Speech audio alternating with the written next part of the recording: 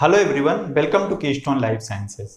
Last lecture में हम लोग फैसिलिटेटेड डिफ्यूजन के बारे में बात कर रहे थे और वहां पे मैंने आपको बताया कि जो फैसिलिटेटेड डिफ्यूजन होता है वो किसी प्रोटीन के थ्रू मीडिएटेड होता है, इसीलिए इसको मीडिएटेड डिफ्यूजन भी कहते हैं। ठीक है, और मैंने वहां पे डिस्कस किया कि वहां पे फैसिलिटेटेड डिफ्यूजन के दौरान दो तरीके की प्रोटीन्स पार्टिसिपेट कर सकती हैं। एक को हम लोगों ने कहा था कैरियर्स, कैरियर्स हो सकती हैं, कैरियर्स जिनको हम लोग ट्रांसपोर्टर्स या फिर परमिएजेज भी बोल रहे थे, और दूसरी हमने कहा था चैनल्स, चैनल्स के थ्रू फैसिलिटेटेड डिफ्यूजन हो सकता है। ठीक है, तो ये दो तरीके की प्रोटीन्स फैसिलिटेटेड डिफ्यूजन के दौरान इन्वॉल्व हो सकती हैं। ठीक है, जहां पे हम लोगों ने कैरियर्स के बारे में लास्ट लेक्चर में स्टडी किया। ठीक है, इस लेक्चर में हम लोग कैरियर मीडिएटेड फैसिलिटेटेड डिफ्यूजन के कुछ एग्जांपल्स के बारे में स्टडी करेंगे। ठीक है, यहाँ पे हम लोग दो एग्जांपल्स के बारे में डिस्कस करेंगे।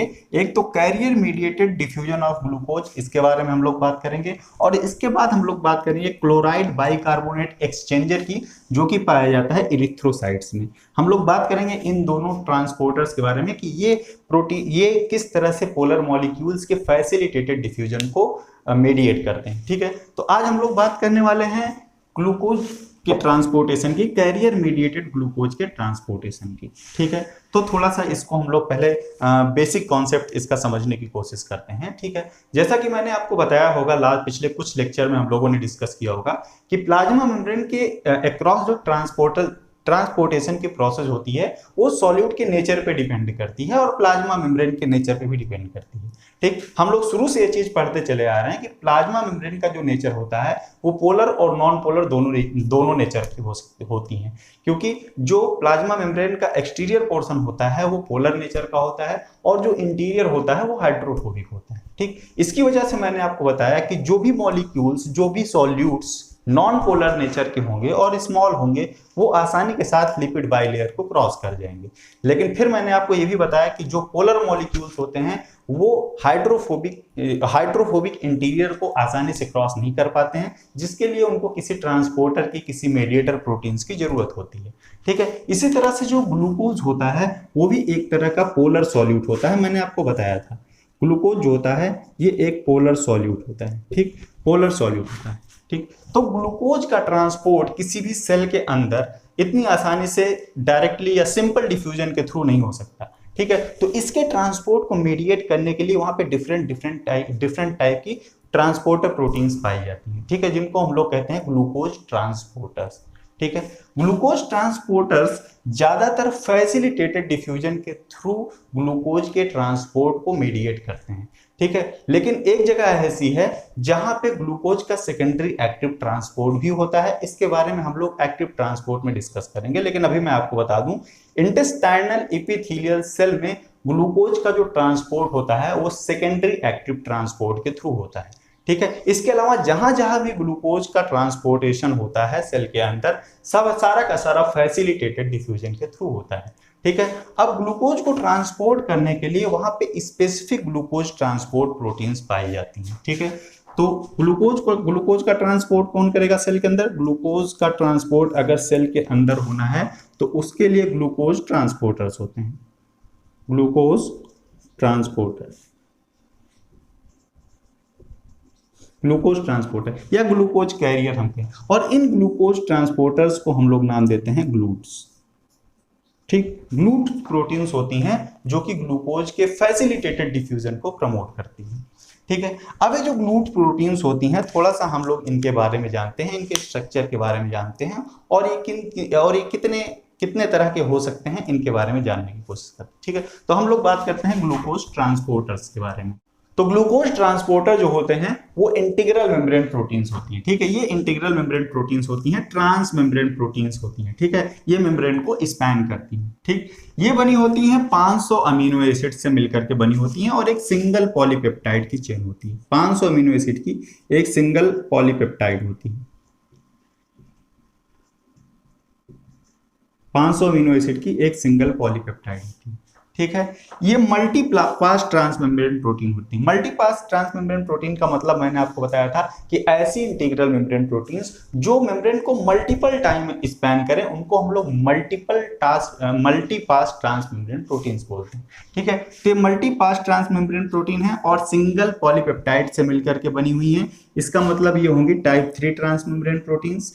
ठीक है, और ऐसी सारी प्रोटीन्स जो मल्टीपल टाइम मेम्ब्रेन को पास करती हैं उनकी टोपोलॉजी क्या होती है, पॉलीटॉपिक। तो ये पॉलीटॉपिक टाइप 3 ट्रांसमेम्ब्रेन प्रोटीन होती है।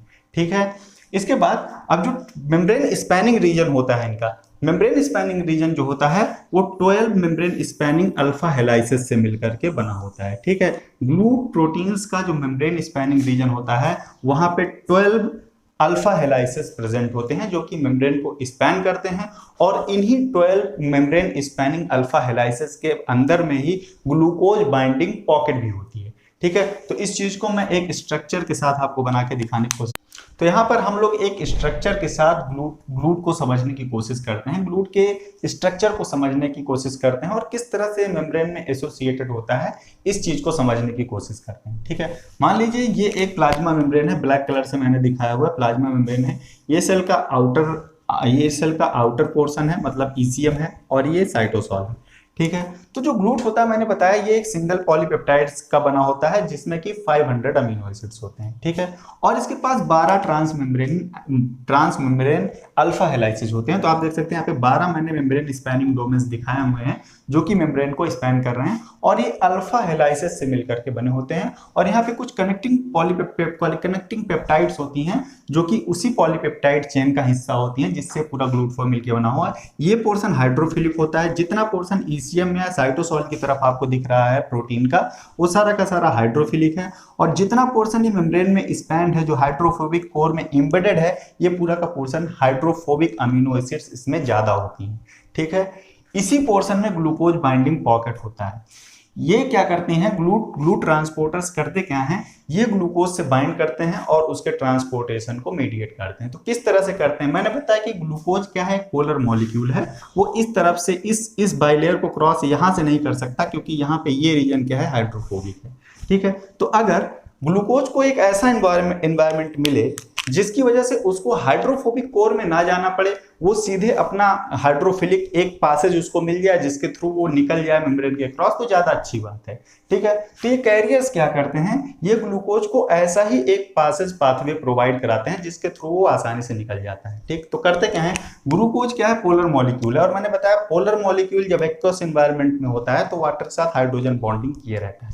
ठीक है, तो जैसे ही ग्लूकोज इस मेम्ब्रेन के पास में आता है, अपने कैरियर के पास में आता है, तो होता क्या है कि जो वहां पे वाटर से हाइड्रोजन बॉन्डिंग है वो बॉन्डिंग टूटती है, उसका हाइड्रेशन सेल रिलीज हो जाता है, और जहां जहां पे भी उसमें हाइड्रोजन बॉन्डिंग बनाने की कैपेसिटी है ग्लूकोज में, वहां से ग्लूट्स की ग्लूकोज बाइंडिंग पॉकेट्स में जो अमीनो एसिड्स लगे होते हैं वो उसके साथ में क्या कर लेते हैं, हाइड्रोजन बॉन्डिंग बना लेते हैं। ठीक है, तो ग्लूकोज बाइंडिंग पॉकेट जो होती है वो ग्लूकोज के साथ में हाइड्रोजन बॉन्डिंग बना लेती है, जिसकी वजह से आसानी के साथ वो एक हाइड्रोफिलिक रीजन से होता हुआ आसानी के साथ सेल के एक साइड से दूसरे साइड पे चला आता है। तो इस तरह से ग्लूट्स जो हैं वो ग्लूकोज के ट्रांसपोर्टेशन को प्रमोट करते हैं। ठीक है, अब ग्लूट्स की एक खास बात ये भी होती है कि इनका एन टर्मिनल और सी टर्मिनल दोनों ही साइटोसॉल को फेस करता है। ठीक है, इस प्रोटीन का एन टर्मिनस और सी टर्मिनस दोनों ही साइटोसॉल के साइड में होता है। ठीक है, अब हम लोग बात करते हैं कि जो ग्लूट्स होते हैं ये कितने टाइप के हो सकते हैं। ठीक है, ह्यूमन जीनोम में अप्रॉक्सीमेटली 14 टाइप्स के ग्लूट्स आइडेंटिफाई किए जा चुके हैं, जिसमें से अभी तक 12 के फंक्शंस 12 जो है वो वेल स्टडीड हैं, उनके फंक्शन वेल स्टडीड हैं, बाकी 2 के फंक्शंस अभी स्टडीड नहीं है।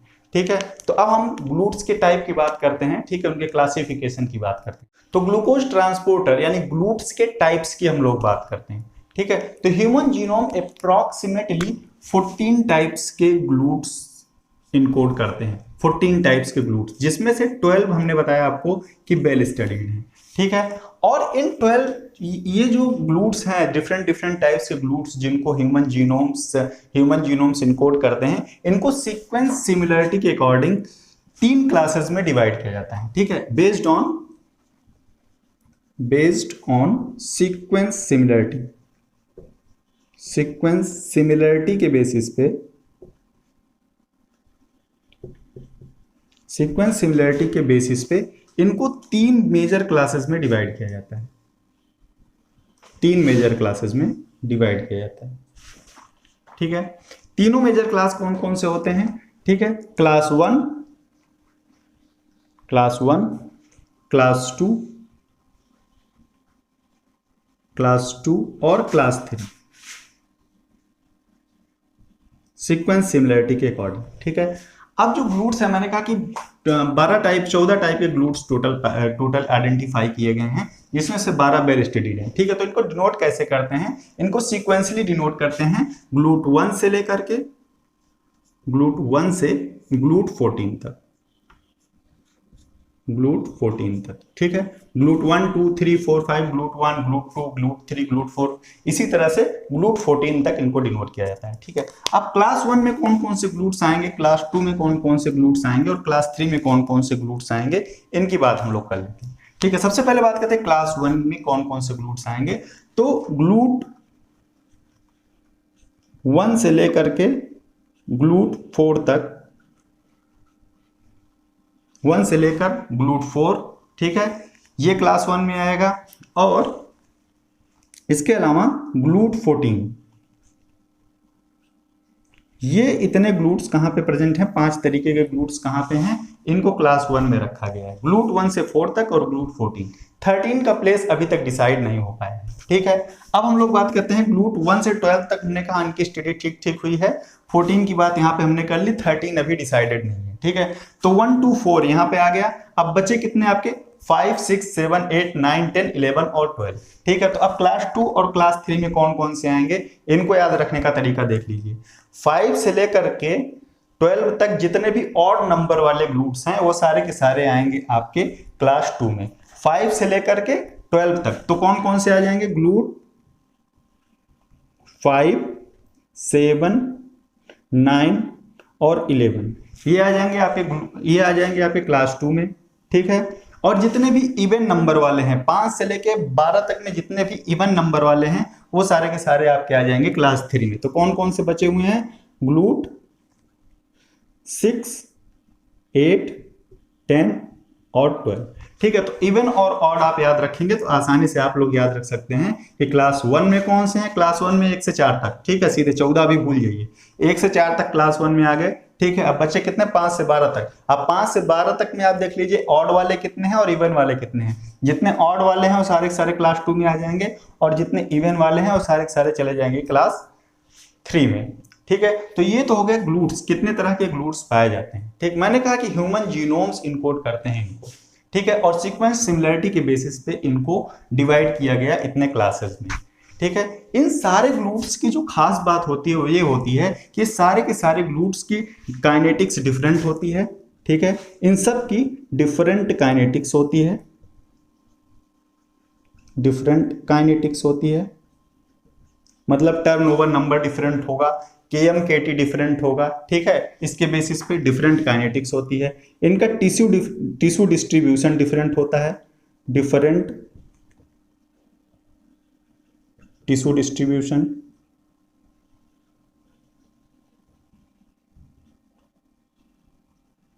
मतलब हर टिश्यू टू टिश्यू वेरी करते हैं, किसी टिश्यू में कोई अवेलेबल होगा तो किसी टिश्यू में कोई और डिस्ट्रीब्यूटेड होगा। ठीक है, टिश्यू डिस्ट्रीब्यूशन डिफरेंट होता है। इसके अलावा इनका रेगुलेशन भी डिफरेंट होता है, रेगुलेशन भी इनका डिफरेंट होता है। कुछ ऐसे होते हैं किसी सिग्नल से एक्टिवेट होते हैं, कुछ होते हैं दूसरे सिग्नल से एक्टिवेट होते हैं। तो इस तरह से ये डिफरेंस होते हैं इनमें। ठीक है, इनकी काइनेटिक्स डिफरेंस होती है, इनका टिश्यू डिस्ट्रीब्यूशन डिफरेंट होता है और इनका रेगुलेशन डिफरेंट होता है। क्यों मैंने ये डिफरेंसेस बताए? क्योंकि सारे ग्लूट्स जो हैं ये अल्टीमेटली ग्लूकोज के ट्रांसपोर्टर्स हैं। ठीक है, जहां इनको ग्लूकोज मिलेगा ये इसको अंदर बाहर करने का काम करेंगे। ठीक है, लेकिन इनमें डिफरेंस क्या है? काइनेटिक्स मतलब इनके टर्नओवर नंबर में डिफरेंस है, इनके KM/KT में डिफरेंस है और इनका टिश्यू डिस्ट्रीब्यूशन डिफरेंट है और इनका रेगुलेशन डिफरेंस है। ये इनमें डिफरेंसेस है। ठीक है, अब हम लोग बात करते हैं कि ये जो इतने टाइप्स के ग्लूट्स मैंने आपको बता दिए, 12 टाइप के ग्लूट जो वेल स्टडीड हैं।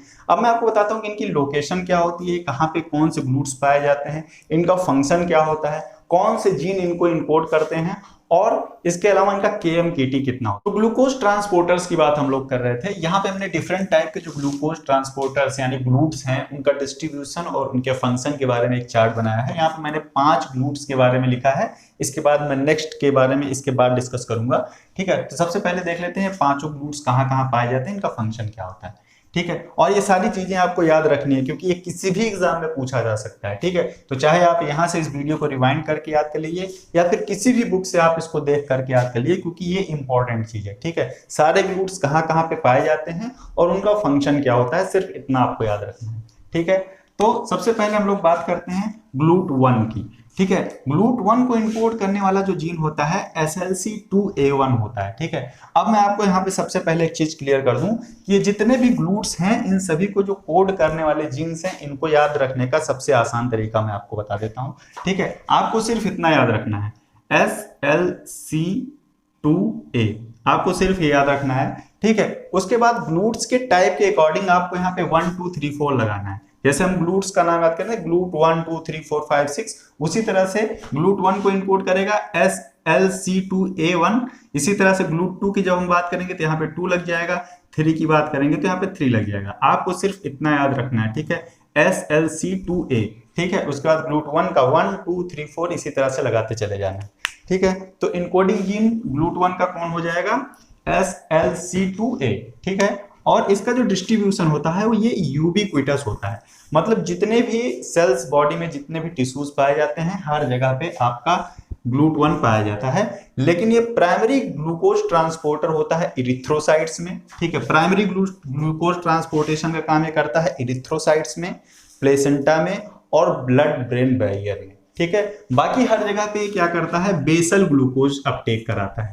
ठीक है, बेसल ग्लूकोज अपटेक हर एक टिश्यू में करेगा, लेकिन प्राइमरी ग्लूकोज ट्रांसपोर्टर ये होता है इरिथ्रोसाइट्स में, प्लेसेंटा में और ब्लड ब्रेन बैरियर में। ठीक है, इसका जो KM या KT अगर हम कहें तो वो 3 होता है। ठीक है, फिर हम आते हैं GLUT2 पे, सेकेंड टाइप का जो ग्लूट होता है। एज यूजुअल इसका कोडिंग जो जीन कोड करेगा उसको हम SLC2A2 कहेंगे। ठीक है, ये पाया जाता है लीवर में, पैनक्रियाटिक आइलेट्स में, इंटेस्टाइन और किडनी में। ठीक है, इसका KM होता है 17। ठीक है, KM और KT का मतलब मैं आपको समझाऊंगा जब मैं आपको एंजाइम पढ़ाऊंगा तो वहां पे मैं आपको बताऊंगा इसके बारे में। KM आप लोग समझते होंगे KM क्या होता है। KM क्या है, वो सबस्ट्रेट की कंसंट्रेशन जहां पे जो सॉल्यूट का ट्रांसपोर्टेशन वो हो रहा है वो half of its maximum transportation पे पहुंच जाए। ठीक है, वेलोसिटी उसकी मैक्सिमम की आधी हो, वो सबस्ट्रेट का कंसंट्रेशन या वो सॉल्यूट का कंसंट्रेशन, उसको हम लोग कहते हैं KM। ठीक है, तो इसका KM ज्यादा है, इसका मतलब ये ट्रांसपोर्टर उतना अच्छा नहीं है। ठीक है, इसको ज्यादा सॉल्यूट जब प्रेजेंट होगा तभी इसकी स्पीड ज्यादा होगी।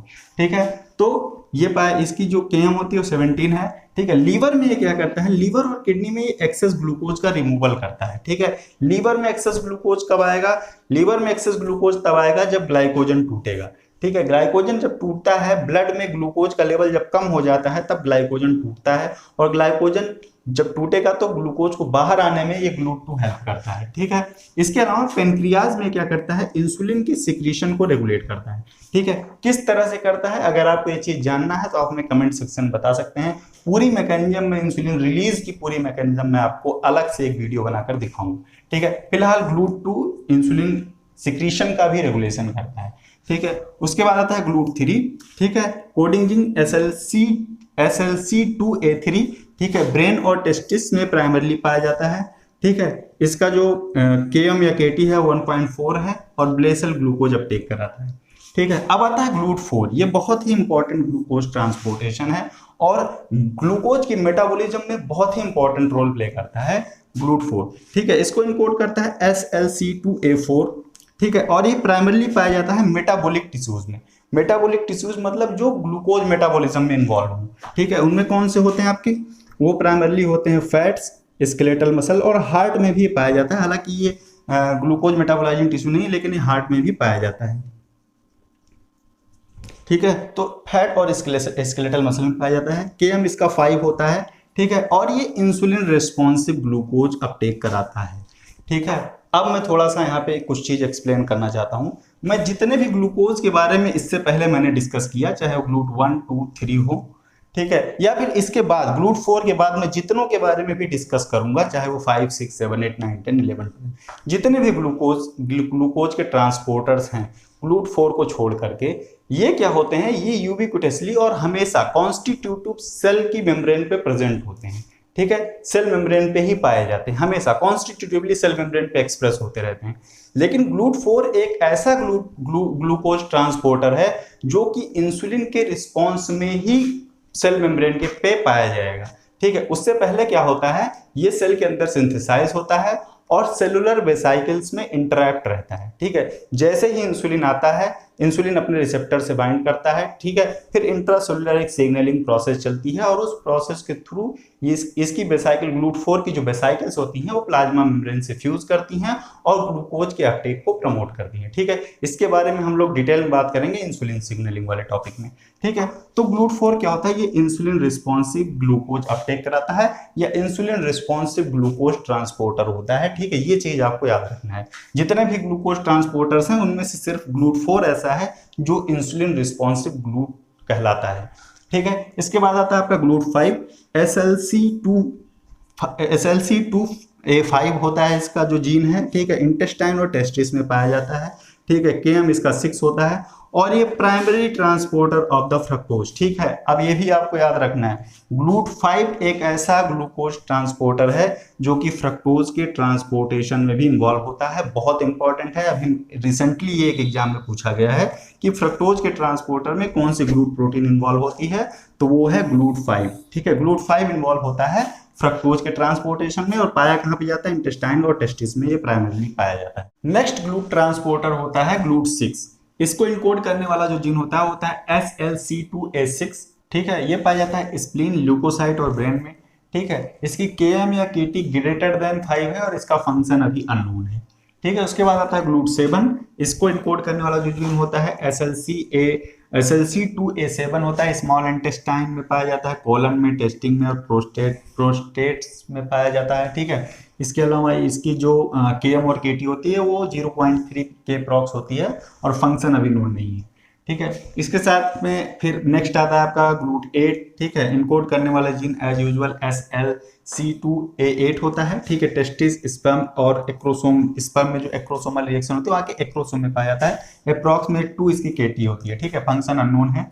ठीक है, GLUT9 का जो इनकोड करता है जीन उसको हम लोग बोलते हैं SLC2A9। ठीक है, और लीवर, किडनी, इंटेस्टाइन और प्लेसेंटा में मेजर ये पाया जाता है, मेनली पाया जाता है। और इसका जो KM और या KT आप कहें तो 0.6 के अप्रॉक्स होता है और ये करता है यूरेट और ग्लूकोज का ट्रांसपोर्टेशन इन लीवर और किडनी में। ग्लूकोज और यूरेट को ट्रांसपोर्ट करने का काम करता है GLUT9। ठीक है, फिर आता है GLUT10 SLC2A10। इसको इनकोड करता है हार्ट, लंग, ब्रेन और लीवर में पाया जाता है प्राइमरली। 0.3 इसका KM या KT होता है। ठीक है, ग्लूकोज और गैलेक्टोज ट्रांसपोर्टर होता है मेनली। ठीक है, तो GLUT10 जो होता है ग्लूकोज या फिर गैलेक्टोज को ट्रांसपोर्ट करता है। ठीक है, ये सारी चीजें आपको याद रखनी पड़ेंगी। इसमें से किसको ट्रांसपोर्ट करता है और कहाँ पाया जाता है, मेनली कहाँ पे पाया जाता है, ये चीज आपको पता होना चाहिए। ठीक है, अब 2 और बचते हैं, GLUT11 और GLUT12। ठीक है, GLUT11 को इनकोड करने वाला जो जीन होता है SLC2A11।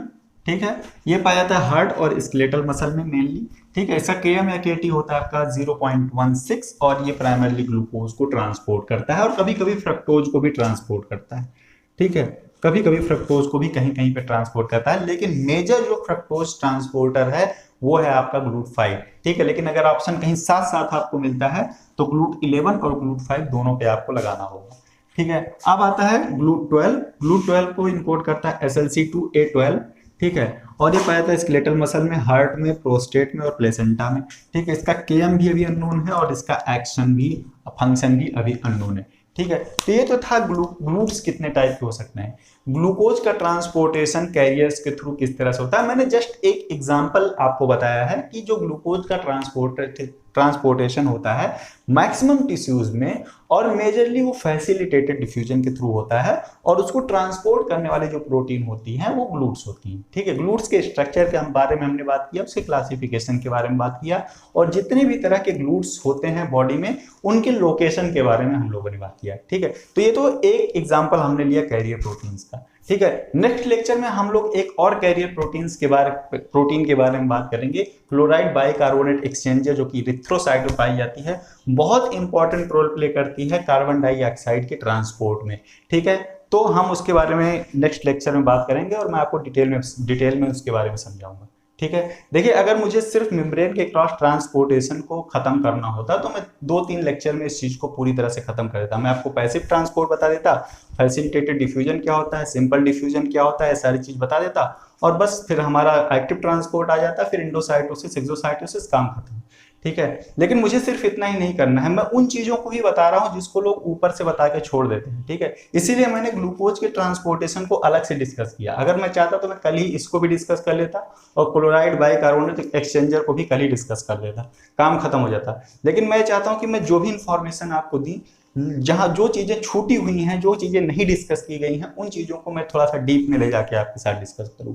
इसीलिए मैं जितने भी तरह के ट्रांसपोर्टेशन सिस्टम होंगे, ट्रांसपोर्ट सिस्टम में जितने भी प्रोटीन इन्वॉल्व हैं, चाहे वो कैरियर हो, चाहे वो एटीपेज हो, चाहे वो पंप हो, सबको मैं सेपरेटली डिस्कस करूंगा और इसके साथ साथ उनकी स्टडी के लिए जो भी टेक्निक्स यूज की जा रही हैं उनके बारे में भी मैं डिस्कस करूंगा। ठीक है, तो कोई एस्पेक्ट हमें छोड़ना नहीं है, भले ही हमें थोड़ा धीरे धीरे चलना पड़े, लेकिन हम सारी चीजों को क्लियर करते हुए चलेंगे। ठीक है, और उसमें से जो भी चीजें इंपॉर्टेंट होगी उसको मैं पॉइंट आउट करता हुआ आपको बताता हुआ चलूंगा। जैसे आज मैंने ग्लूकोज के ट्रांसपोर्टेशन के बारे में बताया, तो वहां पे ग्लूट्स में जो जो चीजें इंपॉर्टेंट थी वहां पे मैंने पॉइंट आउट किया कि ये चीज इंपॉर्टेंट है, ये चीज आपको याद रखनी है। बाकी चीजों को मैंने सिर्फ ऐसे ही डिस्कस किया, आपके जनरल नॉलेज के लिए, आपके बेसिक कॉन्सेप्ट के लिए डिस्कस किया। ठीक है, तो इस लेक्चर को हम लोग यहाँ पे फिनिश करेंगे। नेक्स्ट लेक्चर में जब हम लोग मिलेंगे तो हम अगले कैरियर्स के बारे में बात करेंगे। ठीक है, तब तक के लिए आप लोग कीस्टोन लाइफ साइंसेज के साथ बने रहिए। Thank you for watching, see you in next lecture.